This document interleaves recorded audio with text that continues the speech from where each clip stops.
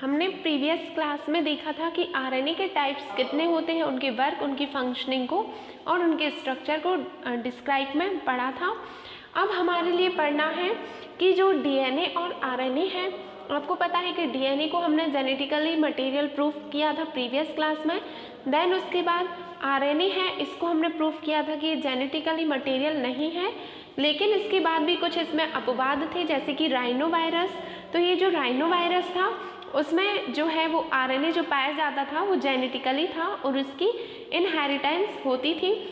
आज जो हम पढ़ेंगे कि डीएनए और आरएनए में डिफरेंसेस क्या हैं, यानी कि डीएनए और आरएनए में जो नाइट्रोजनी बेसेस और एसिड्स हैं वो सेम है, बट इनमें डिफरेंस क्या है, इसको आज हम पढ़ेंगे। तो यदि हम बात करें डीएनए और आरएनए में डिफरेंसेस की,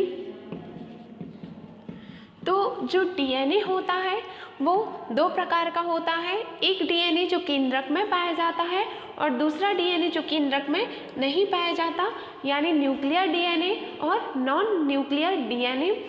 इसके बाद यदि हम आरएनए के टाइप्स की बात करें तो ये 3 प्रकार का होता है। एमआरएनए, जिसे हमने प्रीवियस क्लास में मैसेंजर आरएनए कहा था, टीआरएनए जिसे ट्रांसफर आरएनए कहा था, और इसके बाद हमने एक और आरएनए पढ़ा था जिसे हमने राइबोसोमल आरएनए कहा था या इसे आरआरएनए कहा था। और यहाँ पे अभी बताया डीएनए 2 टाइप्स का होता है, एक केंद्रकीय और दूसरा अकेंद्रकीय। अकेंद्रकीय ऐसा डीएनए जो केंद्रक में नहीं पाया जाता। अब इसके बाद जो डीएनए है, आपको पता है वो जेनेटिकली मटेरियल है, लेकिन आपको ये भी पता है कि जेनेटिकली मटेरियल होने के लिए कौन कौन सी प्रॉपर्टीज़ को फॉलो करना पड़ता है, जिस कारण हम डीएनए को जेनेटिकली मटेरियल डिफाइन कर सकें। तो कोई भी जेनेटिकली मटेरियल हो, चाहे वो ह्यूमन में हो या प्लांट में हो, उनमें एक स्पेसिफिक क्वालिटी ये होनी चाहिए कि वो बहुत ही ज़्यादा अधिक समय तक स्टेबल होना चाहिए, यानी स्थायी होना चाहिए। ऐसा नहीं है कि डीएनए का फॉर्मेशन हुआ और वो कुछ समय बाद नष्ट हो गया फिर दूसरा डीएनए बना, ऐसा नहीं होता। DNA is a very stable material, बहुत ही ज़्यादा स्थायी होता है और इसका जो अणुभार है वो, यानी कि मॉलिक्यूलर इसका जो वेट होता है वो भी बहुत ज़्यादा होता है। यदि हम डीएनए में बात करें न्यूक्लियोटाइड की, तो जो डीएनए है उसमें लाखों प्रकार के न्यूक्लियोटाइड्स पाए जाते हैं, लेकिन जो आरएनए होता है वो ना तो स्टेबल होता है, आपको पता है आरएनए बहुत सारे टाइप के हैं और वो स्टेबल नहीं होते, और इनका जो मॉलिक्यूलर वेट या अणुभार होता है वो भी बहुत कंपेयर देन डीएनए के बहुत कम होता है। डीएनए में न्यूक्लियोटाइड लाखों करोड़ों की संख्या में पाए जाते हैं और इसमें 15 से 20,000 यानी कि बहुत ही लेस देन होते हैं, बहुत ही कम संख्या में पाए जाते हैं। इसके बाद जो डीएनए है, उस डीएनए में एक और क्वालिटी होती है कि डीएनए में जो नाइट्रोजनी बेसिस होते हैं, यानी जो नाइट्रोजनी क्षार होते हैं, वो साइटोसिन होता है, थायमिन होता है, एडेनिन होता है और ग्वानिन होता है। लेकिन जो आरएनए है, उस आरएनए में साइटोसिन, एडेनिन, ग्वानिन, लेकिन यहाँ पे जो थायमिन है जो डीएनए में होता है, इस थायमिन में आरएनए में रिप्लेस हो जाता है और आरएनए में थायमिन के स्थान पर यूरेसिल पाया जाता है। इसी कारण कई बार एग्जाम में पूछा जाता है कि आरएनए में किस नाइट्रोजनी बेसिस के प्लेस पर यूरेसिल पाया जाता है, तो जो थायमिन है उसकी प्लेस पर यूरेसिल पाया जाता है। इसके बाद जो हमारा डीएनए होता है, चारगाफ का लॉ आपके लिए पढ़ाया था, जिसमें चारगाफ साइंटिस्ट ने कहा था कि कोई भी डीएनए हो उसमें जो नाइट्रोजनी बेसिस होते हैं वो एक फिक्स सीक्वेंस में होती है, निश्चित क्रम में होते हैं, और उनमें निश्चित क्रम होने के साथ साथ उनमें जो क्वांटिटी का रेशियो होता है वो रेशियो भी फिक्स होता है। यहाँ पे यदि एडेनिन जो है वो थायमिन के साथ और ग्वानिन जो है वो साइटोसिन के साथ है, तो यहाँ पे इनका जो रेशियो होगा वो 1 आएगा, यानी जितनी मात्रा में एडेनिन थायमिन होंगे उतनी ही मात्रा में ग्वानिन और साइटोसिन होंगे। ऐसा नहीं होगा कि एडेनिन अलग क्वांटिटी हो और ग्वानिन की अलग क्वांटिटी हो। लेकिन जो आरएनए है इसमें ना ही कोई फिक्स सीक्वेंस होता है कि इसका एक निश्चित क्रम निर्धारित होगा, और ना ही इसमें ये व्यवस्था होती है, अरेंजमेंट होता है कि जो न्यूक्लियोटाइड हैं उनकी मात्रात्मक यदि हम अनुपात देखें, रेशियो देखें, तो वो रेशियो भी फिक्स नहीं होता। मान लीजिए यहाँ पे एडेनिन जो है उसकी क्वांटिटी कुछ भी है 2 है, और जो थायमिन उसकी 3 है, तो यहाँ पे जो रेशियो है वो इक्वल नहीं है, और यहाँ पे हमारे लिए आंसर में 1 नहीं मिलेगा। अब इसके बाद यदि हम बात करें डीएनए की, तो जो डीएनए है वो मेनली हमारे न्यूक्लियस में पाया जाता है, केंद्रक में पाया जाता है। लेकिन जो हमारा आरएनए होता है वो हमेशा साइटोप्लाज्म में पाया जाता है।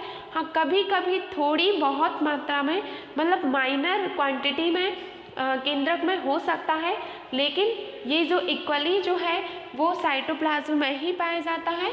और जो डीएनए है वो हमेशा न्यूक्लियस या केंद्रक में ही पाया जाता है। देन इसके बाद यदि हम बात करें कि जो डीएनए है वो उसके स्ट्रक्चर की, तो आपको बताया था कि जो डीएनए है उसका स्ट्रक्चर डबल हेलिक्स होता है, यानी कि इसमें एक आपको बताया था इमेजिनरी एक्सिस होती है, इमेजिनरी एक्सिस यानी कि काल्पनिक अक्ष होती है। और आपको बताया था ये जो एक्सिस है इसके दोनों साइड एंटी पैरेलल यानी प्रति समांतर 2 चेन पाई जाती हैं, एक ये चेन और ये दूसरी चेन। तो ये जो चेन है इसमें 2 स्ट्रैंड है, एक ये चेन एक ये चेन, इसी कारण इसे डबल स्ट्रैंडेड कहा जाता है, डबल स्ट्रैंडेड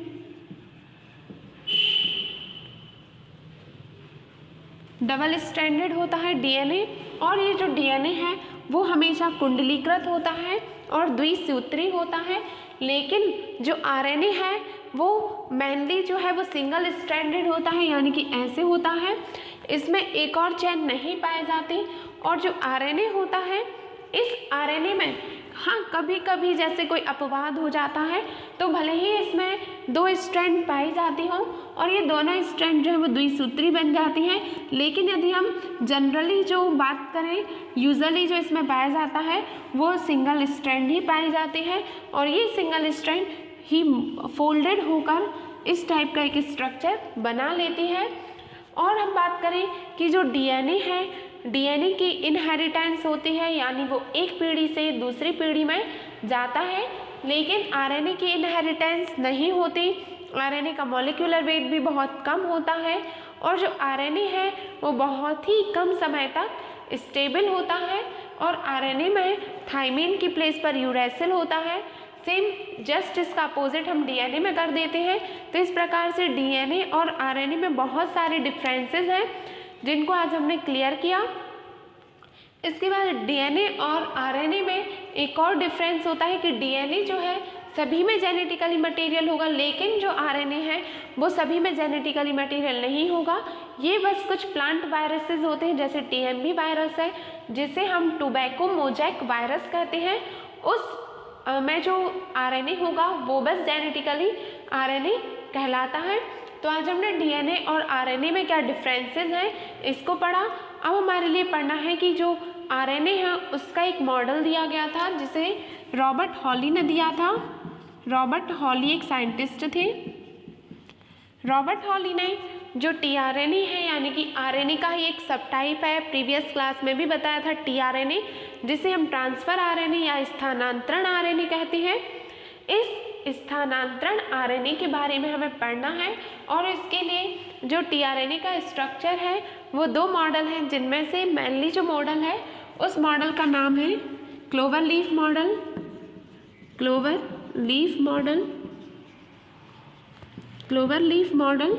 और ये जो मॉडल है ये मान्य है, यानी कि इसे सभी साइंटिस्ट ने एक्सेप्ट किया है कि ये जो है टीआरएनए का एक बहुत ही सही मॉडल है और जो टीआरएनए है उसका स्ट्रक्चर इसी टाइप से होता है। तो रॉबर्ट हॉली जो थे उन्होंने बताया कि जो हमारा टीआरएनए होता है वो 3 लीव्स जैसे दिखाई देता है, यानी कि 3 पत्तियों के समान दिखाई देता है। नेक्स्ट वीडियो में हम रॉबर्ट हॉली ने जो मॉडल दिया है टीआरएनए का उसके बारे में ब्रीफ में पढ़ेंगे और इसके साथ साथ हम टीआरएनए के अदर जो फंक्शंस होते हैं उनको भी बहुत ही ब्रीफ में एक्सप्लेन करेंगे। तो टीआरएनए का नेक्स्ट मॉडल देखने के लिए आप प्रीवियस इसके नेक्स्ट की जो क्लास है उसे